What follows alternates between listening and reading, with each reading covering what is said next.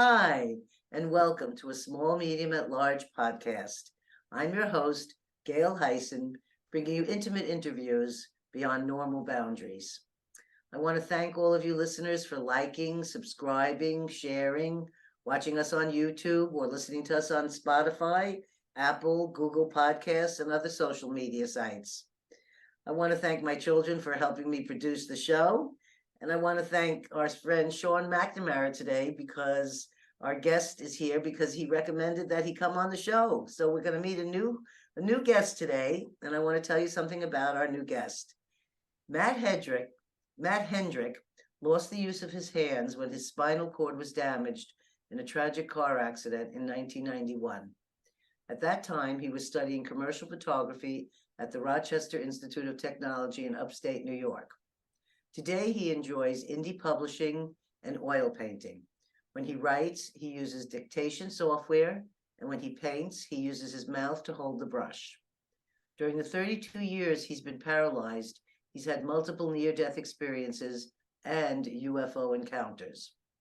Matt's first book, Recurring Consequences, Change is on the Way, by Irie Parker, his pen name, is a science fiction novel based on his experiences. Matt is currently writing his memoir. You can see his amazing artwork on his website, hendrickmedia.com. And for those of you that are not on YouTube, hendrickmedia.com is lowercase HENDRICKMEDIA.com. Let's welcome Matt here today. Hi, Matt. Hey, Gail, how you doing? Good. Welcome to a Small, Medium, at Large podcast. We're so happy to have you here today. You're coming to us. Thanks for having me. Yeah, you're coming from Colorado, right? Yes. Yes. Is it cold out there right now? Yeah, it's sunny, but it's windy and a little chilly. That's what we're having in California today. Oh, okay. So I wanna, I'm just so happy to meet these different people that I'm finding from other people recommending them. So I'm just really happy that this has its own flow on this show. And I always start every show pretty much with the person's childhood, because I find that things that have happened in the childhood can affect some of the things that are happening in the present day. Sometimes it doesn't, sometimes it does. Sometimes children have had incredible paranormal experiences when they're young, and then that sort of gets forgotten about until they become adults again. So I was wondering if you could tell us a little bit, did you come from a loving family environment, and did you have any kind of experiences like paranormal or otherwise as you was growing up as a child? Yeah, actually, well, I came from a divorced family that, it's pretty common in the 70s to have divorces. That's when they kind of were starting. And I lived with my mother, and there is one significant thing that happened in my childhood that I'd like to tell you about. She went to a psychic, and she had a cassette tape. She recorded it, and I remember I was about 8 years old, and we took a trip to my grandma's house in St. Louis, and I did not know about the tape or the meeting with the psychic. I had overheard her telling my grandma that this tape existed and that she had it and that they would listen to it later. And you know, I heard her talking about. I did what any 8-year-old would probably do. I went and took the tape in the middle of the night and grabbed the tape recorder and went underneath my uncle's bed and listened to the tape and to read it. Well, let me back up a little bit. I asked her if I could listen to it first, and she said absolutely not. And that's what really made me want to listen to it, So and that's when I took it and listened to it. It was about an hour long. And there was a point in there where the psychic said, I see one of your sons in a chair.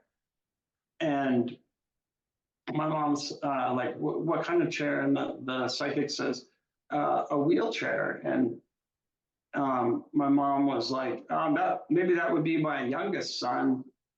He had some problems with his feet when he was a child and when he was first born. And the psychic said, no, it's your older son, which was me. And, that was pretty much it. And, when I was little, I listened to that and I'm like, yeah, maybe when I'm 80 or something like that. I didn't really give it much thought, and I was like, oh, this tape isn't really that great. So I put it back and yeah, so that happened. And it occasionally was in the back of my mind as I was growing up. But um, anyway. You tend to be a risk-taking kind of guy, or were you more of a, because little boys growing up, some of them can be as wild as can be, where you think, uh-oh, they're going to be flying through the trees. Were you that kind of a kid, or were you more reserved? I would take calculated risks. I was never the guy that did the craziest thing on the BMX bike, or, I was always watching and then, try a little bit, but I was careful, I wasn't too crazy. So, did you ever tell her that you listened to that tape? Yeah, eventually I did, yeah. And we discussed it and she said, sometimes these things come true, sometimes maybe they get it wrong, so she was trying to encourage me to not worry too much about it. Was going to psychic something she did regularly, or was that a normal thing for her, or was that just kind of a once in a lifetime thing? I believe it was just a once in a lifetime thing. Wow. Some of her friends were doing it, so she did it too. Mhm. Yeah.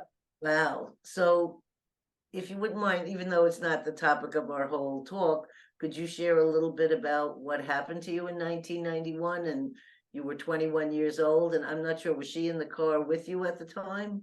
Yeah, she was driving the car. Oh, Yeah, I was going to school at Rochester Institute of Technology in upstate New York. I had just transferred from Colorado State. I was in the business program there, and I wanted to do something with imaging and creativity, and I got into that program. That's a kind of a hard school to get into. So I went up there and started that program, and I was only there probably 3 weeks, 3 or 4 weeks, and she came up for Parents Weekend, and we got we were going up to the Finger Lakes region to a cabin, and I had been partying the night before, and it was like 3 hours of sleep, and I got in and reclined the seat all the way back in the rental car, and it was. Do you remember those cars that had, when you get in, the shoulder belt would come over you yes, automatically? hated those. Yeah, yes. And you had to fasten the lap belt yourself. And I was Right. like, oh, good enough. I have the shoulder belt on. And I leaned all the way back. And, then I woke up in a helicopter, being kind of hoisted up into a helicopter. We had hit, we still don't really know what we hit. It might have been a tree or a building or something, but she fell asleep.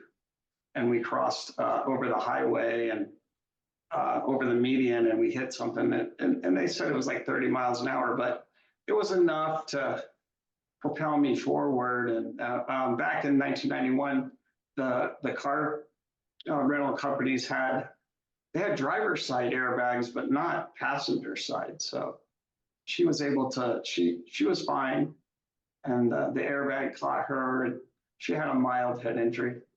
But I twisted around the seatbelt, and it did kind of save me, but it also broke my neck at the same time.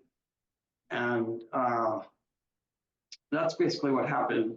So yes, I'm a quadriplegic still to this day. I can move my shoulders and my biceps, but and I have a little bit of wrist function. Can you see that there? Yes, yes. But I can't move my fingers, and I can't I don't have real good triceps, the backside of your arm to straighten your arm out. So yeah, I've been living like that for 32 years now, and it's a little hard at first, but you actually get used to it. It's kind of wild. Very inspirational. I I'm always amazed at the challenges that get thrown at us in this lifetime, and what are the reasons and why do these things happen.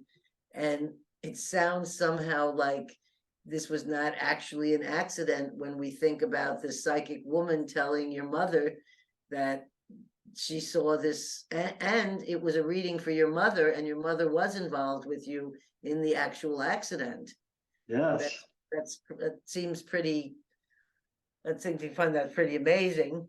Um, I'm wondering, when you went through the accident, the challenges that you were left now with, you had to figure out different ways to express yourself. And is this was it many years before you took up art and started painting? Or was that something that's recent, or when did that begin? That actually started about like 10 years ago, I would say. But when in the rehab hospital, they encourage you to continue doing what you like to do before. And I used to like to draw, and so I told them about that. And so they had like a little class where they would put a pen in my hand or a paintbrush, and I would, they were like, move your shoulder around, and it was not what I wanted. It was not what I intended. I was like, oh my gosh, this is not it. So I quit going, and I developed an attitude right away of, if I can't do it like I used to, I don't want to do it at all. And I held that attitude for about 10 years, I'd say. One day I was just cruising around on YouTube about 10 years ago, and I saw someone painting with a brush in their mouth. And I'm like, well, why didn't I think about that? Just because I can move my shoulders and biceps doesn't mean I can't try it with my mouth, because most of the quadriplegics that paint with their mouth, they can't move their shoulders, just their neck. But I tried it, and the results were incredible. The detail was there. And I was like, whoa, I'm back. I can start creating again and making stuff. And I really went on a tear with that. I was doing like 2 paintings a week for many years, and Oh, yeah, it's fun. I will share some of those images with our viewers. I was very impressed with what I saw. They're very beautiful images, and I was reading about that you're using where if you paint a certain different color next to it, it makes the depth or something occur in the painting. I'm not artistic at all, but Yeah, just kind of a positive and negative space. So, I'll take like a black canvas and paint like the 3 lightest values, and then just sort of let your eye fill in the rest. Or I'll take a white canvas and paint the 3 darkest values, and just kind of leave the rest to the mind to fill in. And it's also easier on my neck. I don't have to really complete the painting all the way. well, I had never heard about that, except my very dear friend, who's no longer with us, but her mom was a famous artist in the Village in New York. And we're talking, the 50s, a long time ago. And she would do exactly that on canvas with pastel colors, and leaving parts of the canvas completely white. And it would appear that there was another color there when there really wasn't. But somehow, because of the shading around it, it gave you this different, amazing impression in the painting. And she was the only one I knew who did that until I read what you did. And I said, that's the same thing. So yeah, very similar. Huh? yes, her name was Evelyn Icegrow. If you ever want to look up her artwork, you might see things about it. They made her paintings into like sheets, and they would buy the painting and turn it into a fabric and make things out of them. So I thought, nice. Yeah, that was also very interesting. And she taught students for many years in the village and shared her technique. Um, I wanted to find out when you after the accident, there any near death experience that you had during the accident itself, or do you have any? Did you just wake up? You know, were you in a coma for a while, or what exactly occurred? That were you? What happened after? Well, I don't believe I was really in a coma, but I was blacking out quite a bit from the shock of the situation. Um, just when I would get little bits of information, like the first nurse that would say, you know, I woke up in the hospital and I'm like, I gotta get to class, guys. I don't have time for this. Uh, she's like, well, there's a little problem here. I'm like, well, what kind of problem could there be? I got to do my homework, get out of my way. And she's like, well, you're paralyzed. And I was like, I don't know what you're saying. She's like, you can't move your hands. And I was giving my brain was giving the command to move, and I thought they were moving. And she would look down at them and go, they're not moving. So I would just unbelievably, I couldn't believe it. I would just pass out. And so they're little, like small little video clips that I remember of the probably first month of after the accident. But to answer your question, there was a point. So they sent me. This happened in the upstate New York. My father maxed out all of his credit cards to have a hospital jet bring me back to Colorado, so I could be back home. And Craig Hospital is also here, which is also a pretty well-known spinal cord injury rehab facility. But I was in the hospital next door. It's called Swedish Hospital. I had pneumonia real bad, and they were doing the surgery to stabilize my neck, take a little piece of bone out of my hip. And have you ever heard of a halo neck device? Have you seen those where they put screws in your forehead and then the back of your head? Yeah. And it Oh my God, everything up. yeah, horrific procedure. Oh my God. Just when they were doing that, they were doing the surgery. I went into this thing that was it's like a bright light, and it was pulling me up. I went out of my body, and it was the most comfortable thing I've ever felt, I think. And there's no, I'm not hot, I'm not cold, I'm just perfect. And I was moving up towards this white circle and these voices. It sounded like three. They were encouraging me, okay, you're good, calm down, come on, you're done, come up, come back. And, I was like, what is this? And So you could hear them talking yeah, they were talking to me. Yeah. And they were encouraging me to just, give up.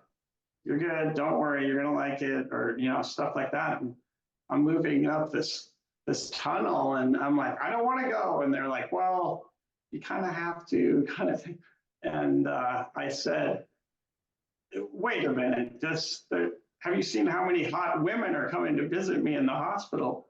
And they laughed, just similar to how you just did. They all started cracking up, and all of a sudden I was like zapped right back into my body. And I was like, what? And I was awake, and I'm like, that was the weirdest thing I've ever experienced. So, I think I was pretty near passing right at that point. That it's a very common thing you hear with other people who've had near death, that there's something about a lot of light. Yeah. And we had one woman, a friend of mine, who's by her mom's side when she was dying in her 90s, and the mom said to her, honey, I'm going through the light. I'm not just looking at the light. You're supposed to just go right through. Don't just stand there looking, she said. And that was the piece of advice she left with her daughter on her dying bed, which I thought was very interesting. I had near-death giving birth to my daughter. I was pretty much the same age as you. I was 21. And same kind of feeling where I'm above my body and I feel like everything feels great, but I'm looking at everyone around me and they look scared to death. And I keep saying to them, but nothing's coming out of my mouth. Oh no, Nancy's going to be born. It's going to be beautiful. Everything's going to be great. But that's not the atmosphere of where we are in intensive care unit. Yeah. And then that same thing where it was the loveliest place. And it wasn't feelings of fear, and there wasn't there was nothing scary. It was very comfortable and at home and lovely. Yeah. And then I came back into my body to all of the reality of the body stuff. And that's a different story.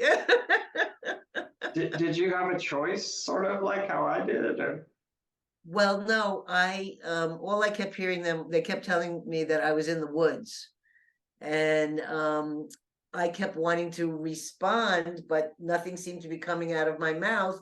And I could see everything. I could see myself laying there like drooling and looking kind of purple. And I just thought that this is what birth is really like. And until I had two more children, and I just had normal births with the pain of delivery and the amazing what it is to bring a child into the world through your body, that had nothing to do with light and flowers and feeling, oh, euphoric. So that's when I had a comparison. It was only till I gave birth the next time that I saw that how much out of body I was.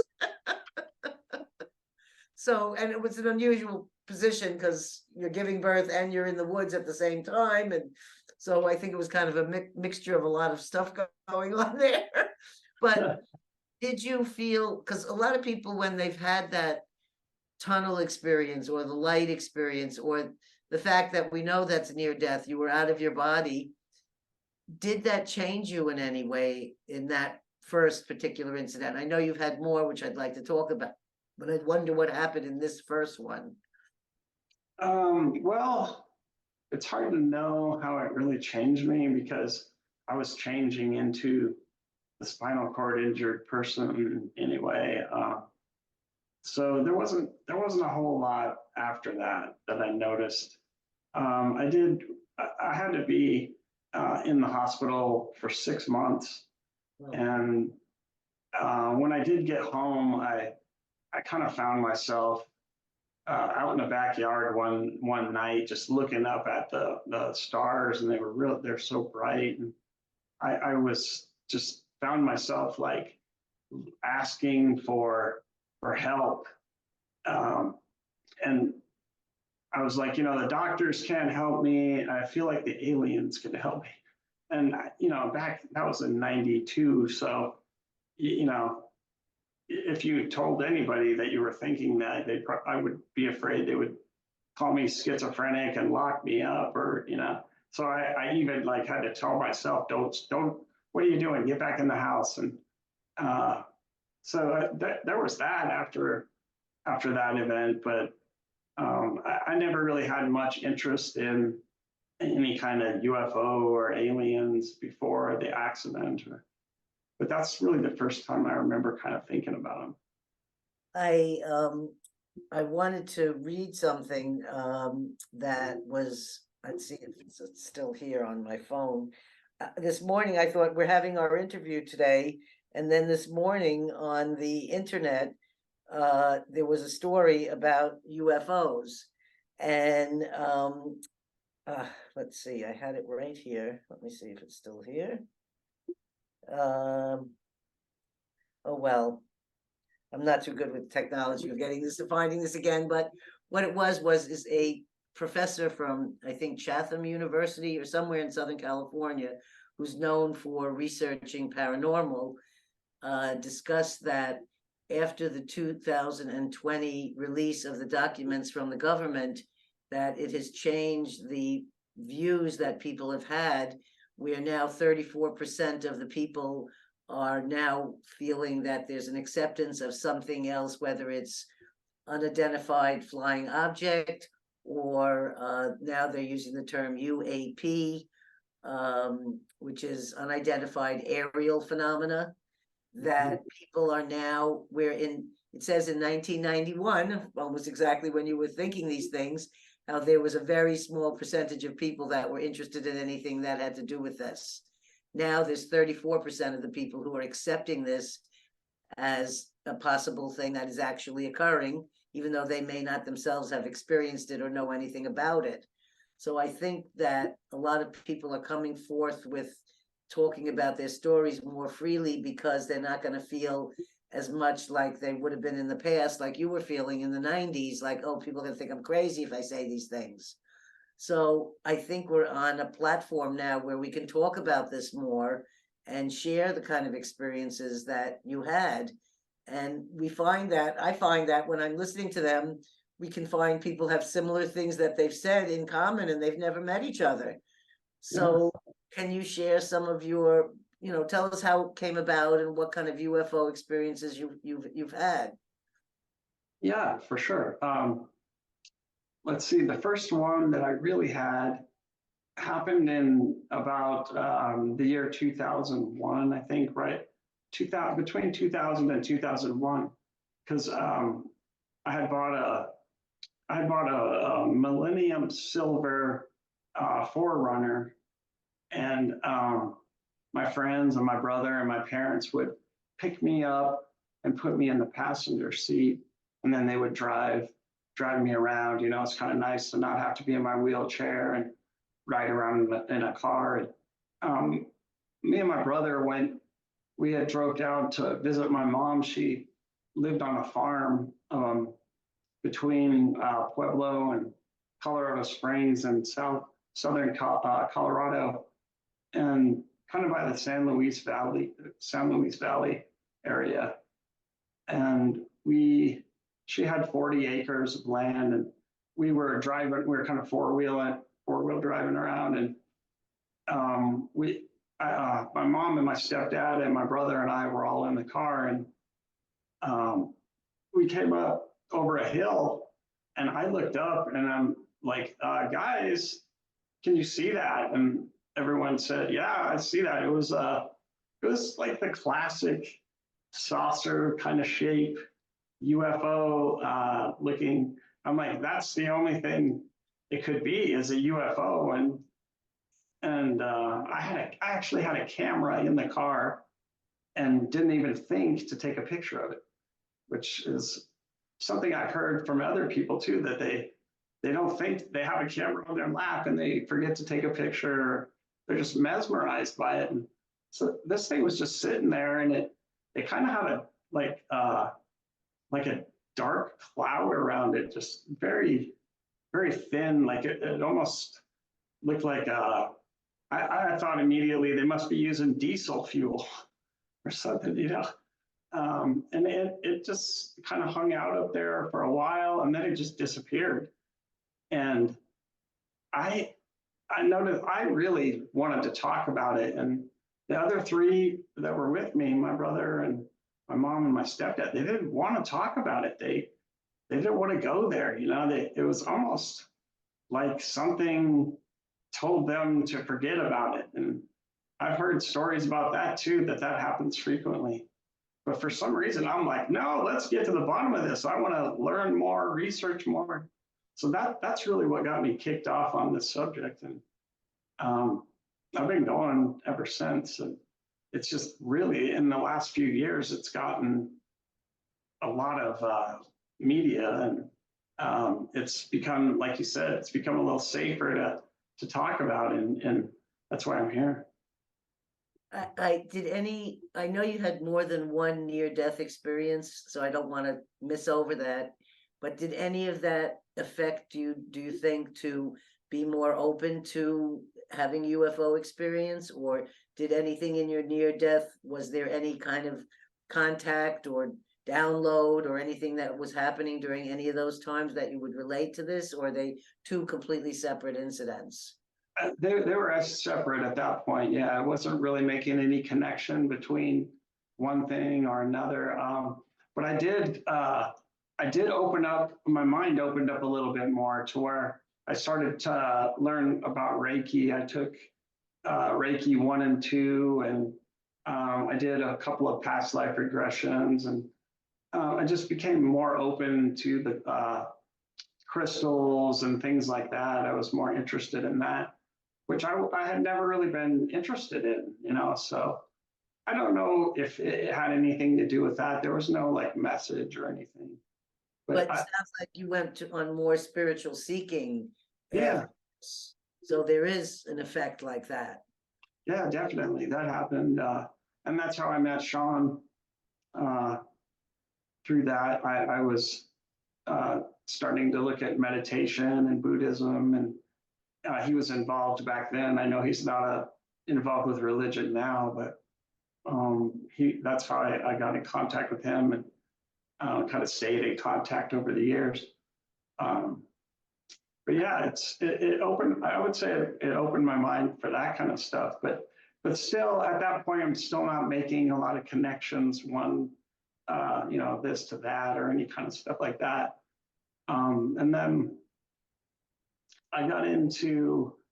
I think it was during COVID. I started watching as many videos as I could and binge watching as much UFO stuff. And I came across the Close Encounters of the Fifth Kind stuff, where you know what that stuff is, where you're intending to contact them and they come.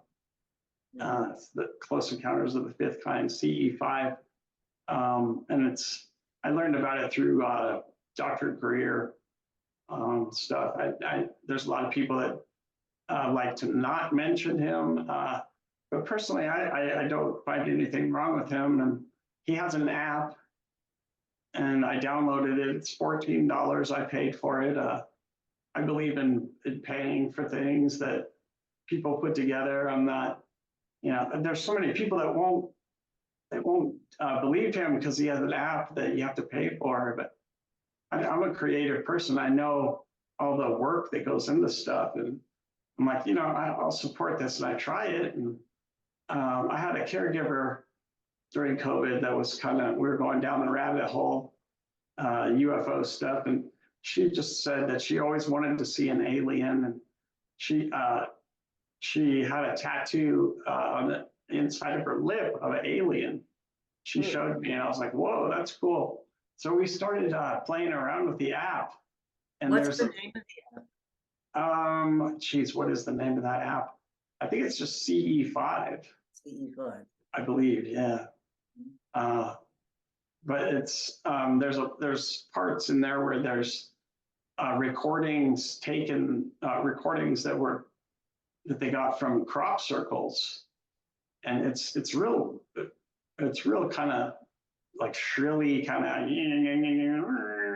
stuff like that. And it tells you to meditate and play the sounds. And if you have a group of people that all have really, open-minded people with intentions of making contact and, with, good beings, not, we're not trying to contact real malevolent things. But we would do it. And I started noticing that my dog's following a trail around on my deck, with her nose down. And I'm like, okay, I've never seen her do that before. And I haven't seen her do it since. She would do it. So I'm like, okay, there's something's around here. But we never saw anything in the sky. That's what we were kind of hoping for. You always think at night it's going to happen. So we tried for like 2 weeks, and she would stay over, and then she would get me up in the morning as well. I need care 3 hours at night and 3 hours in the morning to get me going, using the bathroom and dressed and showered and everything. We finished all that, and I went back out on the deck, and it's 11 o'clock in the morning, and she's inside making breakfast. And I look up to my left, and I'm like, whoa, there's 3 orbs up there.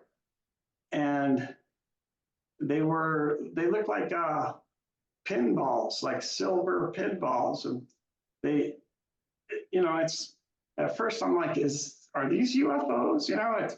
It's not the standard disc that I saw back in the 2000s, or what you would think they would be. And there's just 3, and they kind of are like, the way they move, they stay in a formation, but they kind of bounce around, and it's really hard to tell how far away they are. I'm like, that could be as high as an airplane, or it could be just above the tree line, or but it had me, I had my eyes on it, and she came out, and she's like, no, that's not, that couldn't be, that's not what they're supposed to look like. And I'm like, well, wait, how do we know what they're supposed to look like? So once again, I have my iPhone on my lap, and I didn't take a video or a picture or anything, just mesmerized by these things. And they kind of swirl in the middle a little bit. Like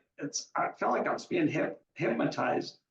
Was it the size of a golf ball, or like the size of a basketball, or?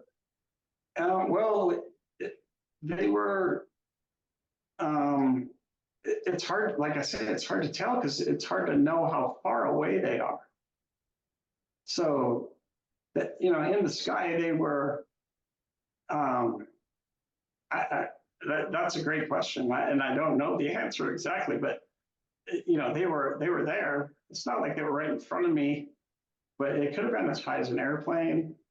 And they're just kind of moving around. And then they start going around the front of my house.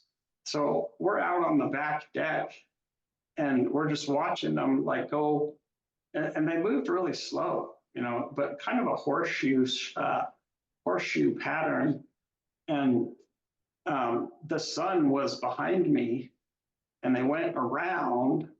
So I watched them go past, they came between me and the sun, and they kept going to the right, and then they started blinking. And I'm like, well, there you go. Of course, they're going to show me that it's not the sun. It was clearly them blinking. It's not like we're a sun reflection. And I had this sense the whole time that they were laughing. Yeah. Like, why do I feel like they're laughing at me? It's interesting. And then one disappeared, and then the other one disappeared, and then the third one disappeared. And it was strange.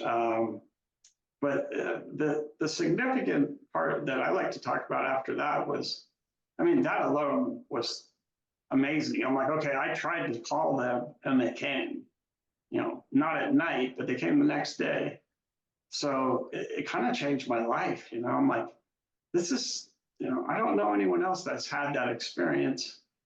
I've heard of other people now, but at the time I'm like, okay, this is, I don't believe religion anymore, because I can't make that happen with a religion. I'm like, this is something, that I don't understand. But about a week later, I had a problem. I started having this thing when you're a quadriplegic. It's called autonomic dysreflexia, and it can happen when you have a clogged catheter, some tear in your skin, any kind of pain that's really intense. It can give you a stroke. Your blood pressure goes up. You're not able to control your body's response. And that started happening to me, and we concluded it was a clogged catheter, and we ran to the emergency room for them to change it. They changed it, and I started feeling better. And the doctor there was like, let's do some imaging of your stomach just in case there's something else. So they put contrast in me, and I went into the CT scan, and I blew a vein. Infiltration, I think is the word they call it. So the contrast got into my body, and they pulled me out, and my throat closed, and I couldn't breathe, and they were rushing me around, and I see this like white light kind of, and their heads were coming in and out of the light. They were trying to get IV in me, and they couldn't. And the emergency room doctor was trying to get one in my neck, and she wasn't having any success. And I remember hearing like one of the nurses say his pulse is 10, and then his pulse is 5. And, they were just about ready to just call it right there. And I turned my head to the right, and I hear these noises that I was playing in the app. And all of a sudden I was back, just immediately, just right back to normal. And they were still rushing around, and I'm like, guys, I'm back, I'm here. I can see everything's fine. And they were rushing me around, and they finally got someone to get a good IV in the neck. And then they were like, okay, we fixed him. And I'm like, I think I was fixed. Wait a second here. So that really, that was the experience where I connected one to the other. I'm like, okay, I think this is related. And was this the day that you saw the orbs, or was this soon after you'd seen those orbs, the ones at your house? About a week after, yeah. Week after. Yeah. I clearly heard the same noise from that I was playing. So I'm pretty certain that they intervened. So there's something going on there that saved me. I don't know why exactly, but.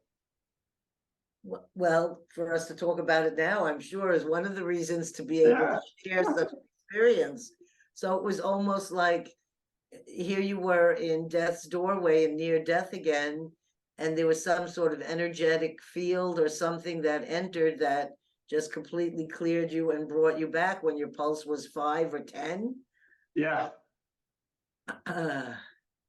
Wow. Yeah. That was how long ago? That was 2000.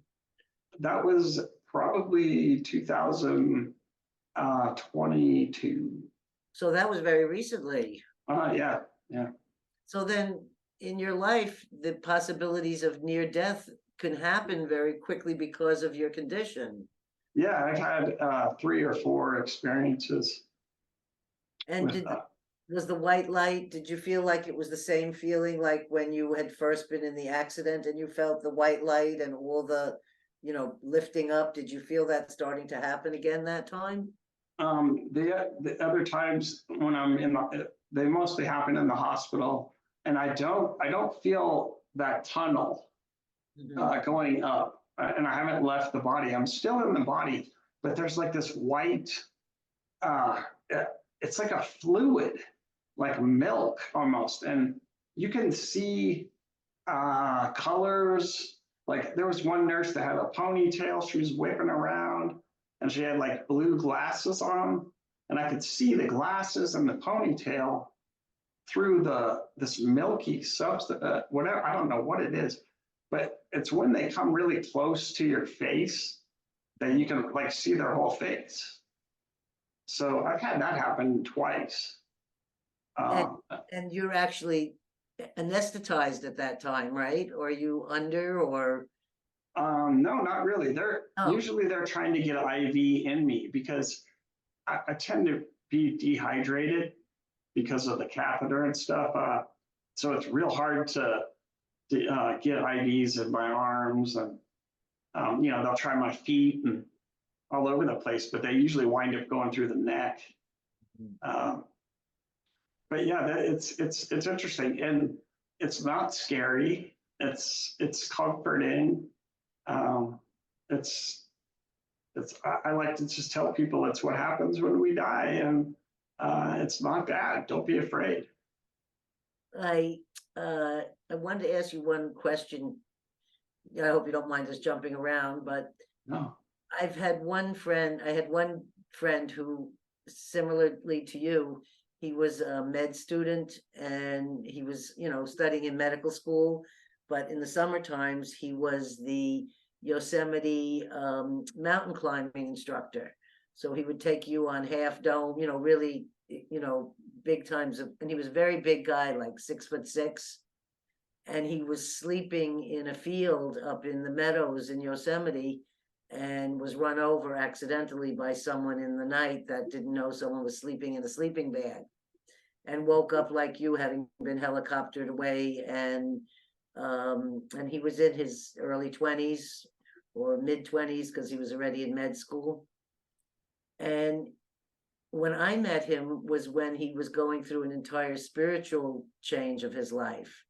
So at some years later in his life, he chose Buddhism and spirituality, and he would go and meditate for 3 months at a time in these monasteries in England. And he would study with Achan Cha and Achan Sumedho, and he would bring them here and do Buddhist retreats here. And his whole world was, and I was so amazed that this man, as a paraplegic, would get in his wheelchair and get taken to an airport, go on these lengthy flights to a place where he was going to be in the monasteries, which they're usually not that warm, and you're not getting very great food.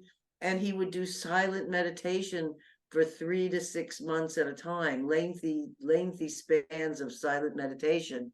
And he was just an amazing, I have not spoken to him in many years, so I don't know where he ended up in life later, but he was doing work with a group in San Francisco called Shanti, where everybody was dying of AIDS and nobody knew what was going on then. And he would be one of the people who would come to your bedside, or he'd be carried in his wheelchair up the stairs to, he was with a friend of mine, and he would guide you through the death process as you were dying. And I thought this was an amazing thing for a paraplegic to choose to do after all the things he had been through. And in another way, he had wanted to be a doctor, so he was really sort of serving in a way of spiritual doctoring by assisting in the deaths with these people, at that time. So did you have any spiritual paths, or did you get drawn to anything Buddhism, or studying, or feeling that I'm not just a body, that there's more to me than just a body? Well, a little bit, yeah. I was interested in Buddhism, but like there, one thing that did happen after I started talking about this a little bit, I've noticed a lot of people when they get cancer, or they have any people that I know Okay. personally. What's that?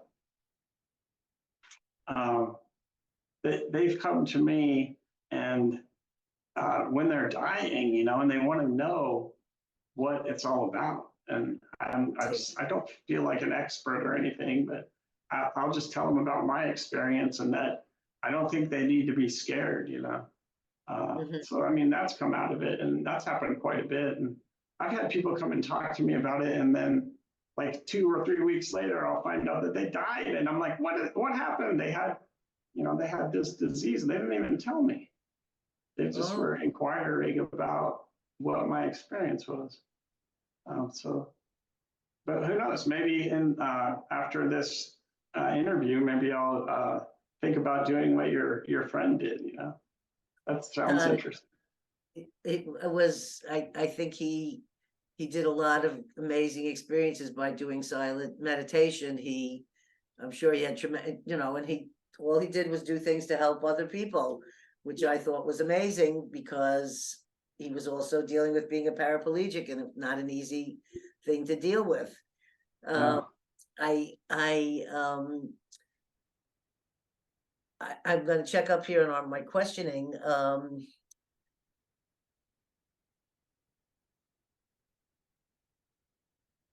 Okay, so in your UFO experiences, it was a positive experience that you were having. Have you been reaching out to do more of this, or have you found a community of people that you can relate with about this beside the CE5 group on the internet? Well, I frequently go on Twitter and UFO Twitter. I don't know if you've heard of it or not, but there's a lot of people on there that get together and they're all like, we can't talk about this with our family, with anyone else, but I'll go in there and listen to them talk, and I talk to them sometimes. And I think that's fun. It can get a little crazy sometimes. There's some fighting and stuff going on in there, but that's a whole community that I've opened up to, and found that to be beneficial. And have you, do you meditate now, or I do. you do? And do you find that very helpful in, I find I've done something called remote viewing, and I find that when I do meditation, it focuses me more, so that whenever I do those other kind of work, I seem to have more focus of attention to be able to do that. And Yeah. I'm thinking, if you're working on, so so you're trying to find more information about UFO, and have you ever heard of Jacques Vallée or read any of his books? I have not. No. Oh, well, I recommend you check out Jacques Vallée. He's a Frenchman, and he's very respected in the scientific community on his research and books about UFOs. Okay. Yeah, I would check him out. Does he also go through remote viewing and stuff like that? I don't know if he talks a lot about remote viewing. It's more having to do with the UFO and science in that area. Okay. Jacques Vallée. I know he used to speak at a lot of conferences around the world, and he has, I'm not sure how many books he has, but he's got a few books out also. But since you're searching, I'm just trying to give you some other people to check into. No, that's helpful. I'm very interested in remote viewing too. They do that on UFO Twitter. They'll have an envelope every Thursday. They reveal the target, and I've tried it like 5 times, and I swear like 4 of those times I'm pretty close.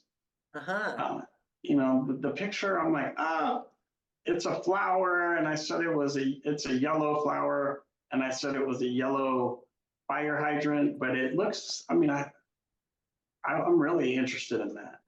Well, I want to show you here is, let's see if I can get to the part. Here we go. This is the ESP trainer, and that's the icon for the app. You see the eye? And that's Russell Targ's app that my husband, who's a computer scientist, made the app for him. And Stargate ESP trainer. And he charges also now, after years of never charging. It's now 99 cents. So I think people can afford it. And you can use this training to like, I use it for seeing whether I'm more in tune that day or not as in tune. And I do it every day. I do it once in the morning when I wake up. But what it is you're given 2 questions, and then you have to answer the 2 different questions and then pick which photo you think is the photo that the computer selected. So it's a little more involved than his other ESP app, which I'll show you the icon for. And the other one is called the ESP trainer, and it looks like this. And this one, you hit oops, we did it. You hit a color, and if you hit the right color, a picture comes up. And this was exactly used in a large box that had the colored lights on top. And when they were training the men from the military at Stanford Research Lab, when they were training them remote viewing, that was the box that they used to train them with these different colors. They'd have to pick which color they thought the box would light up.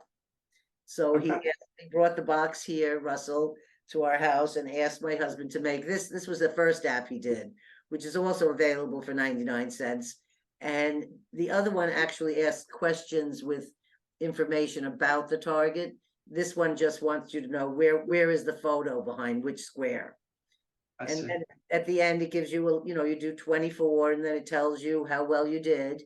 And what I find it's very good is if persons are trying to understand how does this part of their brain work to be able to remote view or to see what I call not in real time, you're seeing in a time that doesn't actually, it's like time doesn't exist in this place. There's no present, past, or future. You're just finding information. It's a good way for you to learn how to hear that small voice inside you that's telling you which color to pick, whether it's your inner voice or your higher self or your psychic self or whatever word you want to use. As you're picking the color, you can also sometimes see, like when I began using it, I could see that I would always know what the second one was going to be. So I'd say pick a green, and always the second color next would be green. So I would learn that I'd have to listen to my voice and say, wait a minute, not this voice. This is, so it's a good trainer to show you how to get to know the inside parts of how you're operating with gathering this information. So you might have fun doing this, and I think you can do it. The only part is I believe it's only on Apple iPads and iPhones. So That's that's fine. I have an iPhone. I'll definitely look into that. okay. I think you would have fun with that. Yeah, yeah, that sounds like my next step. Yes, Yeah, and yeah. they're two different kinds. I just did an experiment for them.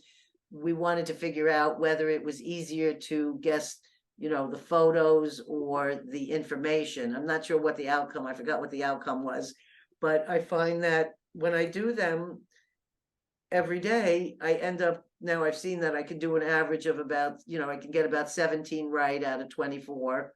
And I start to see how, how am I improving, or so I'm somebody who finds that very helpful, even though I've done plenty of psychic experiments. I find this simple app is wonderful to work with. Okay. My husband and I don't get any money for this, so I'm not selling you anything. No, no. I'll definitely download those when we get done. Yes, so you'll check them out. And Can I ask you a question? sure. Do you feel like your psychic abilities came from your near-death experience when you were 21? No, because I've had them since I was a young girl and teenager. Okay. But I do feel that my near-death experience opened me up more because I was, above and out of my body and seeing it, and it, for me it was very real. I can't say that I wasn't seeing that body laying there. I saw that body. I know Yeah. I was out of my body looking at myself. So in that sense, it was a confirmation for me that this is real, because I used to do a lot of, when I was a child, I would leave my body and I'd called it flying, and I'd fly around my house and I would see what was going on, and I'd see people sleeping in bed, and I would see these things, and I'd go down the stairs and I wouldn't have to have feet. I would just float just right down to the bottom of the steps and go to the next section. So I was having these kind of experiences, but not with any, information about them, or they just were a natural occurrence. Okay. Uh, Interesting. yeah, so it was interesting. And I think that a lot of mine had to do with childhood traumas, that when you have different traumas, sometimes there's another part of yourself seeking, some kind of help or something else. And my dreams were very vivid dreams as a child. So a lot of the times I dream things before they would happen. So those kind of things. And I did once have a, I don't know what you want to call it, experience with UFO kind of thing, and it scared me to death. So it's not something that I ever really ever wanted to venture in. It didn't bring me curiosity. It only brought me scared fear. And Yeah. I didn't talk about it till these podcast times now, where I've heard other people talk about their experience, and then I think, oh my God, that's what happened to me. So I really should share those things. Or, I've talked about it on my show before, and it was more of an abduction kind of experience. Oh, And wow. was also very, I was in my bed, but I was gone, and my body was here. But whatever else is of me, I don't know if it's my consciousness, I'm not exactly what sure, went to another place. And I felt like I was being sort of sexually probed and having strange things occur to me. And I saw these unusual shaped beings, and it just, I was probably like 24 years old or 25 years old, which was not that many years after my um near death experience, and I never equated the two possible connections of those actually, but Yeah. makes me give it a little bit of thought now when you say that. Yeah, yeah, I know. You have to learn more information to make the connection. Yeah, so that I Yeah. never even thought of connecting those two till our talk today. Yeah. And I don't have the same fear I had then, and I'm not afraid to talk about it now because I know people will probably think I'm crazy anyway, so it doesn't matter if I add another story.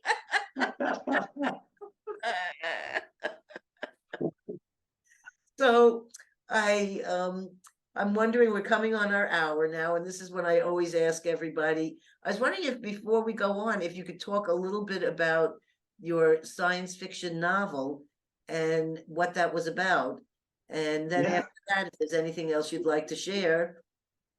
Yeah, I'd love to tell you about that one. That's a book that it's science fiction, but it's also it crosses many genres. It's got a little romance in there. It's got a little bit of a thriller. It's got um, it's it has it's loaded full of cool stuff, I think. Um, but it's a quadriplegic uh, character that I write about. His name's Tyson. It's me really, but and I use the pen name Irie Parker because when I started this stuff, I'm like, I don't want anyone knowing that I'm writing about these uh, concepts that we're talking about now openly, but I was still not comfortable. So that's why I went with a pen name. But it's a story, it's a hero's journey kind of story. And Tyson starts out as a pretty unlikable guy. He's kind of jaded and bitter due to his paralysis and stuff like that. So I do tend to lose people if I don't tell them that. They start out with the first couple chapters and they're like, this guy's just a dirtbag. And well, yeah, he starts out that way, but the idea is that he changes, as he learns and he becomes softer by the end. I don't know. It's got a lot of my experiences in there, and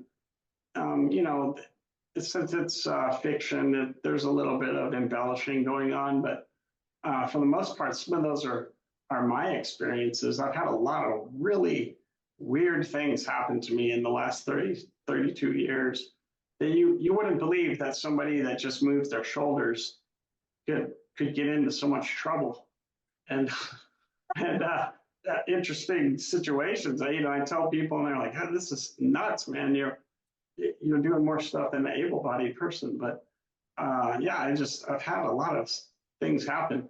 So I put it in a fiction format. I put it out there, and that came out in 2018. And I don't know. I think it's an interesting book.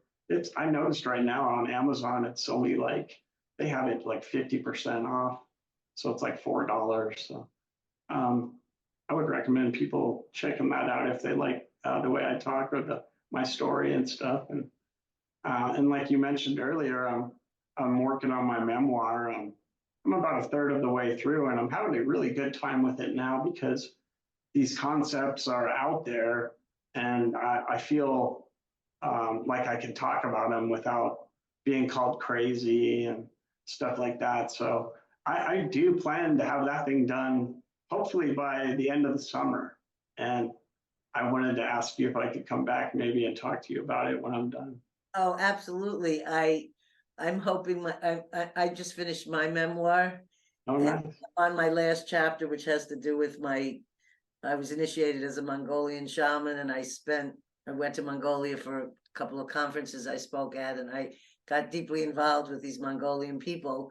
So it's the end chapter that I just haven't finished yet, but mine's coming out this year also.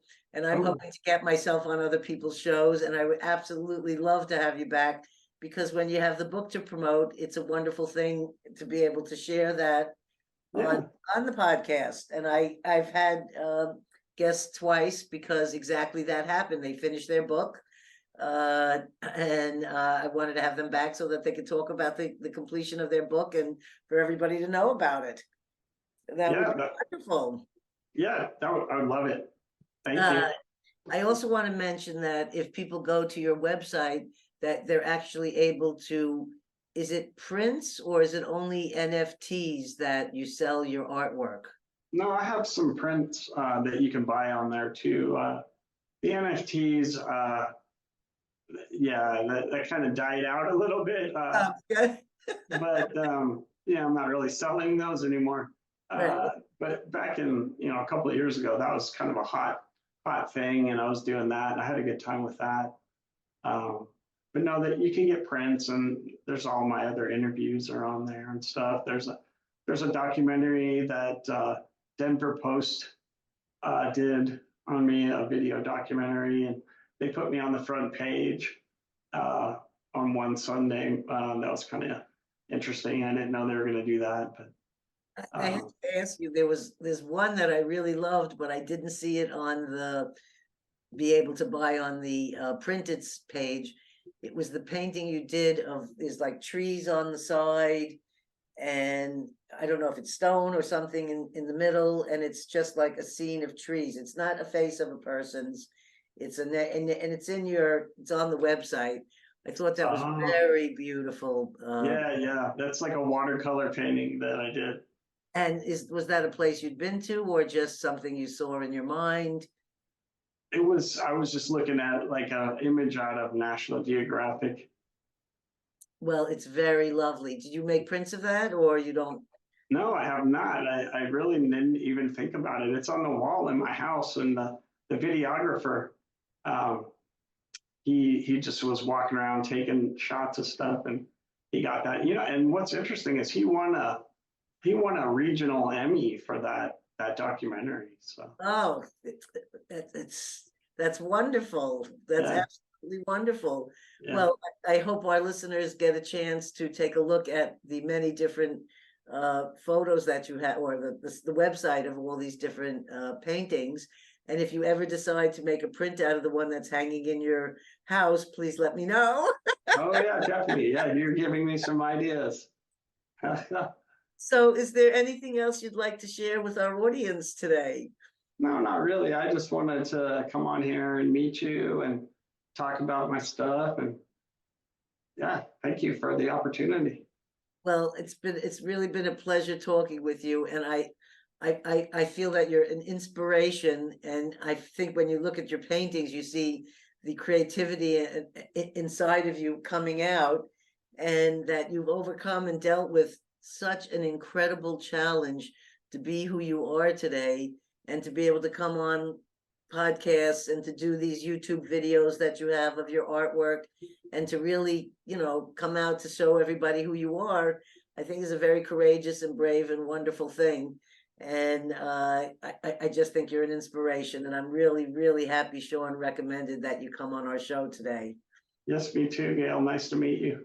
It's really wonderful to meet you also. Have a really great day.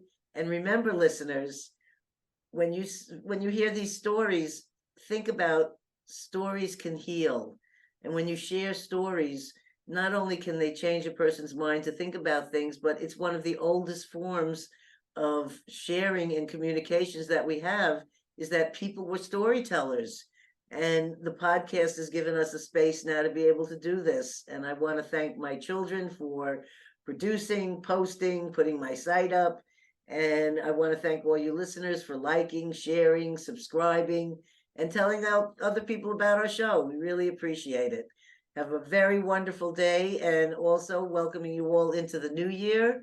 Hope it's a happy and healthy 2024 for everyone. So have a great day, and we'll see you soon. Bye.